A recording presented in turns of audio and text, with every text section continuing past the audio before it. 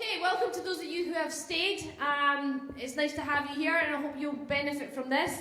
We're in a very, very advantageous position where you have 3 world champions, and in some cases multiple-time world champions in front of you.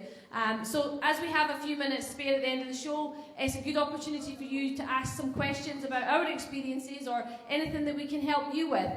So we have, on this side, my right-hand side, we've got Dave Kay, who is multiple overall pro world champion. I've got Davy Hanna, who's pro masters world champion, and myself have also been a female bodybuilding world champion. So Stephen has a microphone there, so if anybody has any questions, if you put your hand up and he'll come over and ask. So probably the best part is just to fire away. Eric's obviously on it. Tell you, start. First of all, thank you very much, you guys. Stand behind. If you can turn your minds back about 10-15 minutes, the overall. Paul and Daniel together there, it was between them, right? Now, it was apples and oranges as far as I was concerned. It kept jumping back and forward, back and forward. You had Daniel's size, muscle, whatnot. You had Paul's shape, definition, whatnot. As I say, I kept changing my mind. How did you guys look at it, and how did you what made you make your mind up the way you did? I'll answer first. Dave wasn't judging, so it's difficult for him to answer. It very much, as you say, was apples and oranges. Paul was in slightly better condition than Daniel. The only thing I would say about Paul's condition is he was slightly empty by the end of the show. So when he was hitting the individual poses, he wasn't popping the way that Daniel was. Daniel, although he was slightly softer in some areas, when he posed, because of the fullness of the muscle, he was very hard in those specific areas. He's very, very balanced and shapely. Both have huge potential. And Daniel's moved up into the Masters from the Open, and I think that he'll be a force in that class. And Paul just coming in, a little bit more experience, a little bit more fullness, I would say, and he would push that a little bit harder. How did you feel, Davey? Yeah, pretty much the same. Daniel's more experienced as well. I don't know how many shows Paul there. I don't know how many shows Paul's done. First bodybuilding show. Your first one, yeah. I was going to say you're actually very good in the relaxed pose when you come out. But sometimes, you know, when you're posing, you're actually bending your knees too much and you're losing your shape. Oh, okay. So whereas when I saw you earlier on, even backstage, I thought you had a great shape in that, and when you came out, I would just say something to work on in the future is that as you're posing a little bit, because you actually look great standing relaxed, and when you start posing, you're losing shape front to back when you're bending your knees. But yeah, both great competitors, like and we had to look at them a few times just to. David, can I say thank you very much? I was going to bring that subject to. Paul's just new to the game. He's brilliant at the clubs, and I just hope he sticks at it. And I'm looking forward to seeing him make improvements for the Britain final. Yeah, I think, Paul, what you've got to be aware of is not to go into the Britain final by depleting and taking it too far down. You're a little bit flat in areas, and be aware that you do need to eat up a little bit into that, because it's great to get condition, but when you start to look a little bit empty, what happens is you walk on, look the winner, but when you start to pose, you don't pop. So just be aware of your diet situation there, and be very careful going into the Britain. Don't just keep starving yourself into the Britain. Any other questions? Felix? Just for Davy and Becky, as you get older over the years, is your changing training? Has your training changed any since you were younger? Was that for me? You're the old one. Well, no, personally, for me, I'll let the old timers answer in a second. Personally, no, my training doesn't change at all. It's been the same since I started, and that is one of training with extremely heavy weights on the compound movements and high volume all the way through. It's a bit sorer now, I'll be honest with you. I hurt a bit more and I hurt a bit longer, but I still get it done. I think that's the optimal way to train. Hard and heavy with plenty of volume for me. Yep. And I train with him, so I have no choice in the matter. Hi, Felix. My training is much the same as far as the compound movements go. I'll still squat heavy. Due to shoulder injuries, I don't really, I don't bench anymore. I use dumbbells, more range of movement. Deadlifts, I've started deadlifting again, but again, the shoulder injury, I think as you get older and you get more niggles, you just try and train around them. Yeah. But I still always try and keep the training as intense as possible. So, for example, if I can't shoulder press as heavy as I used to, I'll do a lot more supersets, trisets, you know, just mix things up, but just always with the same intensity.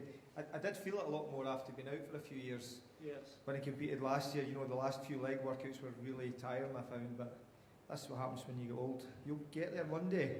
There's nobody here. Eric's the only one in here that's older than me. I don't know what There's you're no talking much in about the it. age for, Davy Hannah. You're only a pup yet. Good man. Good to see you, Davy. Thank you. Thanks very much. Any other questions?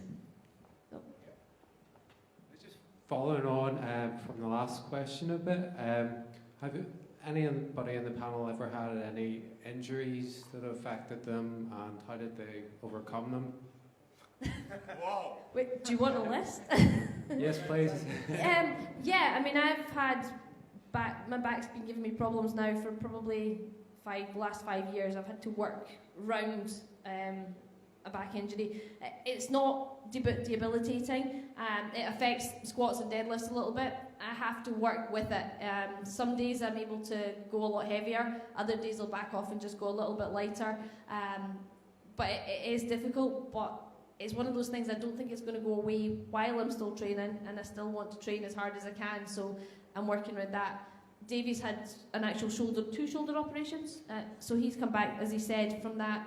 So yeah, I mean, I think to get to where we've all got to, we've pushed ourselves pretty hard. I mean, it's taken a toll on our bodies, and we are still working as hard as we possibly can. But you are having to be aware. I mean, 2 years ago when Dave was it 3 years ago? When you had that leg injury, which one? So many. I mean, at one point when Dave was training, he was getting no feeling in his left leg, and I was actually having to hold his quad while he was hack squatting, just so that he could make sure that he was engaging the muscle. And that was when he went on to compete in the World Championships. So none of us are injury free. We won't make excuses. We push as hard as we can and we work through it. We know it's not what would be recommended for probably health reasons, but to do the sport we do, we have to be a bit extreme. Yeah, I'd just reiterate kind of what Vic said there. I think, injuries are going to be par for the course in bodybuilding, particularly at a high level, and when you're pushing it as hard as we've done for so long, I think it's unavoidable. I've been fortunate. I've not had anything serious other than my leg not working. I've not had anything too serious. More so just overuse niggles. My lower back does bother me a little bit, and you just kind of work around injuries now. You can't work through injuries. I learned that the hard way, but I certainly don't feel resting or not training at all is the way forward either. I think it's quite optimal to train around injuries and keep blood flow moving and things like that. And you learn how to deal with it. Does that answer your question okay? I see a lot of people in gyms there whenever they're getting ready for show. I think they're guilty of cutting their calories very low and their carbs out rather than keeping the carbs in. What is your program? What would you follow with it? Or Say that again, sorry, Felix. a lot of people are guilty of dropping their calories too low and their carbs too low whenever they're getting ready for a show or keeping them higher. So what sort of way do you follow? All three of us are high carb dieters. I mean, we have the majority of our intake throughout our prep is high carbs. None of us will cut carbs low. Yes. I mean, a low day for me, and a very low day for me would be over 200 grams, and I'm probably the smallest out of the group. Yes. Up to 400 grams a day on a normal Yes. training day. So Dave diets on ridiculous amounts. I mean, what's your intake? I've started my diet now. I'm about 620, I think, on training days just now.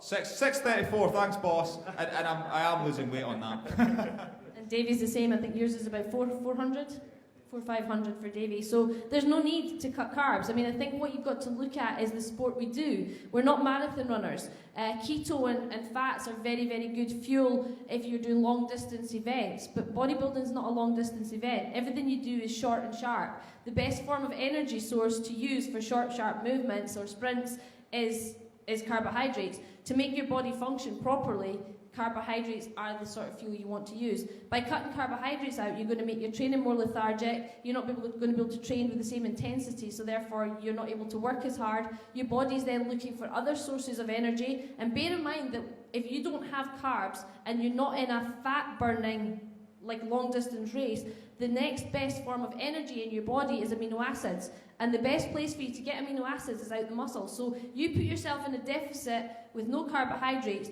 your body will start looking to burn muscle as an energy source. Hope that helps. Thanks very much. Anyone else have a question? So a question for Dave Kay. You mentioned you've just started your diet for this season. Obviously you've won multiple British Grand Prix, multiple DFAC overall titles. So what sort of keeps you motivated, and what are your immediate sort of personal bodybuilding goals going forward? Yeah, it's an interesting question, and actually I've discussed this a few times with Vicky and Davey recently, because what does keep you motivated? Yeah, I've had a good run, I've won a lot of shows, and I've won the big ones, and I've won them multiple times. Basically, I just love the sport, guys. I love it. I love training. There's a phrase that we use, and that is that I compete because I train. I don't train to compete. So when you love training, you're always going to be in shape, and you're always going to be pushing the boundaries. For me, bodybuilding was always about making myself better. It was never about being the best to begin with. It was being the best version of me. It sounds cliched, but that exists from the novice or the teenager up to the top of the tree. All you're really trying to do is make yourself that little bit better. And that, in a nutshell, that's it. In terms of goals for bodybuilding, it's stay on top, Tom. I don't want to be going down. So for me, I do personally feel that I can be better than ever. I think I've had a good spell of training. I think I'm on course to produce my best physique to date. But talk is cheap, so I've got a lot of work to do. But yeah, I just want to five Grand Prix and 3 Worlds. That's got a nice ring to it. Yep. Training with Dave, I can see where his motivation comes from. I mean, he's one of the most focused people I've ever met. As I said, he trains through injuries, he works hard. He's probably looking the best I've seen him in a long time. He's not had any major injuries, he's looking full, he's looking big. So I'm excited to see what he produces this year. I think we're all quite excited to see what Dave can do this year. Any more questions?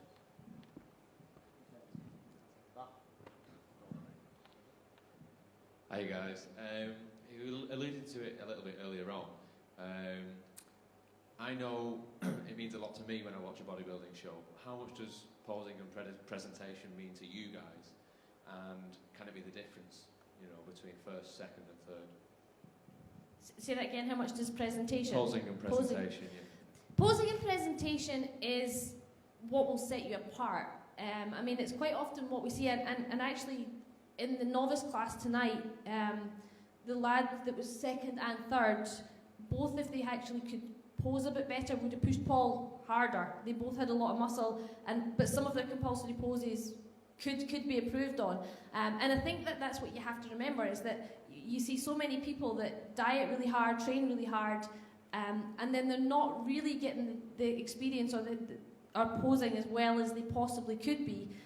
And yeah, we do look at the physique, so you're still looking beyond it, but when someone's shoulders are dropped, so it's making them look narrower, or the back's not opened up at the back, it is going to hold them back in so many poses. As far as the routine, if you're looking at that type of presentation, the way we judge the routine is we judge the physique in the routine. So yes, doing it well and doing it smoothly makes a huge difference, but also making sure that you do the poses that suit your physique, not just poses that you've seen and you think look good on somebody else. Analyse what you're doing. We always say that if you take your physique and your routine and broke it down and took photographs of each one should be a photograph of how you want to be seen. It's your opportunity to only show your best parts. You can hide any weaknesses. You just show the judges your best parts, and hopefully that's going to be what's going to make the difference if it's close between you and somebody else. And it can make that difference at the end of the day. Yeah, I think if you don't pose properly, it can certainly lose you a competition.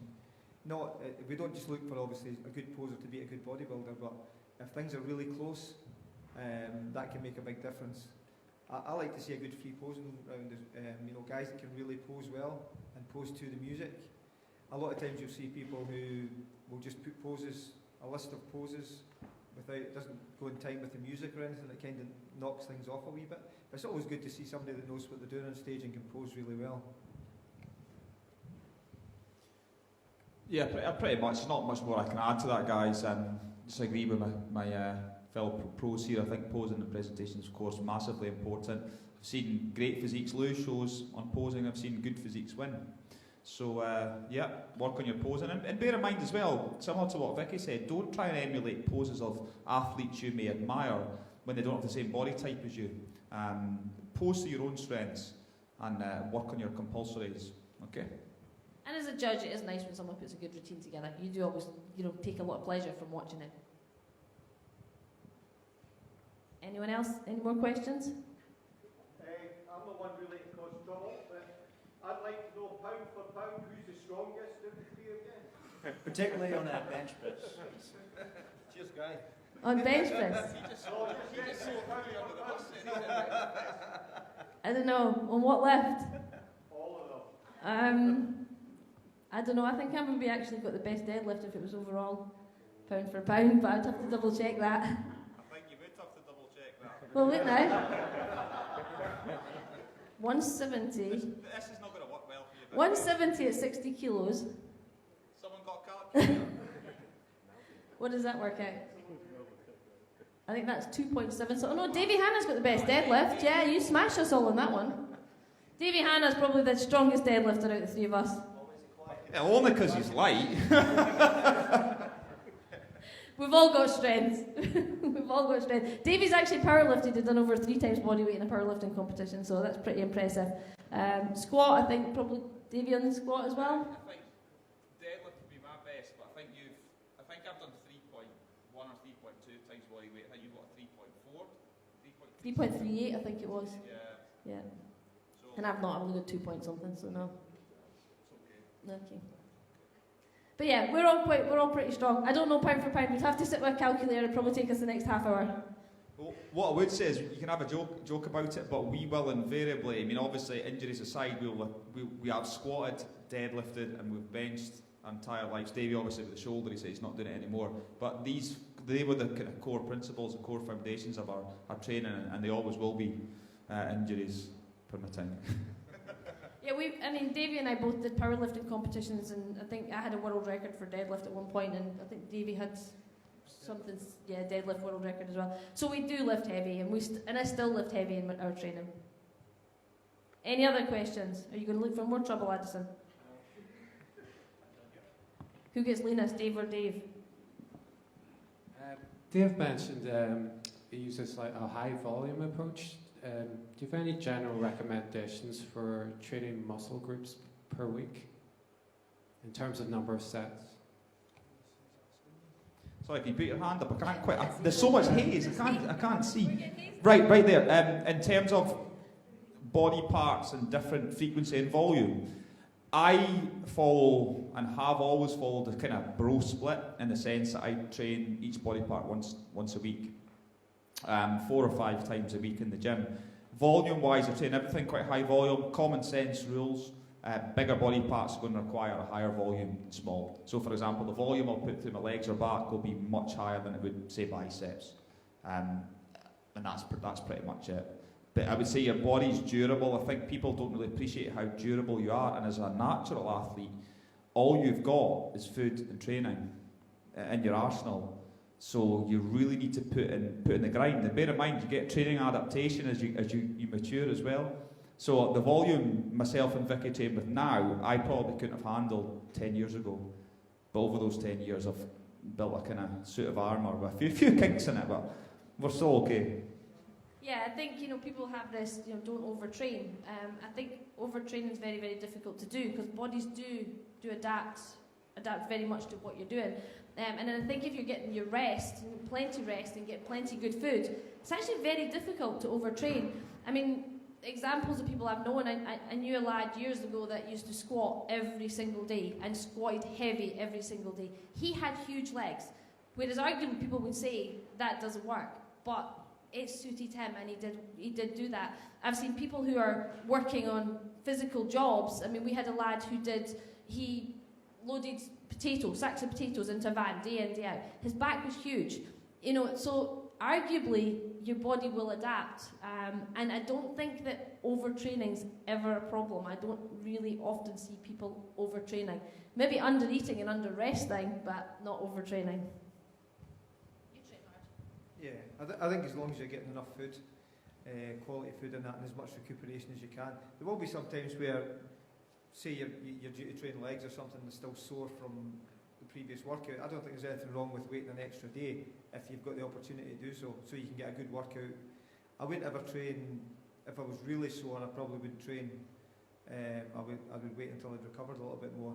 But yeah, as the guys were saying, as long as you're eating properly and you've got a good training regime and getting plenty of rest, it's probably pretty difficult to overtrain. Because your body's always going to try and adapt and get bigger and stronger. Any other questions? Is that okay for you? Is that alright, yeah? Does training stay the same off season and pre-contest prep, or does it change any? doesn't change the job. Doesn't change It's the job. exactly the same. Yeah, Yeah. I mean, I've always had this theory that, and especially as a woman, for the women out there, that if I'm dieting and putting myself in a deficit where my body hasn't got the calories, it's starting to get tired, you know, your body's designed to survive. Muscles are excess. They're luxury in a sense. So if I'm not making the muscle stay and my body's looking for sources of energy, as I said earlier, a good source of energy is amino acids, so that it can, you know, draw from the muscle, draw energy from the muscle. So my argument is that if I want to hold on to as much muscle as possible while in a deficit, I want to be lifting as heavy as possible and making sure my body knows that it has to hold on to muscle. And that has worked for me. I'm not going to put my hands up and say I know the science behind it, but that's always been my theory and the way I've always done it. So I deadlift and squat and do everything as heavy as I can right up till the last week. Thanks. Question over here. See one, hands go up. Okay, thank you very much. I appreciate you staying and listening. I've got some drug testing to do for these poor athletes that are hanging about waiting to get their drug test completed. Well done to all the athletes. Thank you for being such a fabulous audience. It was an incredible audience. And we'll hopefully see some of you over in Scotland for the British finals. Thanks, everyone.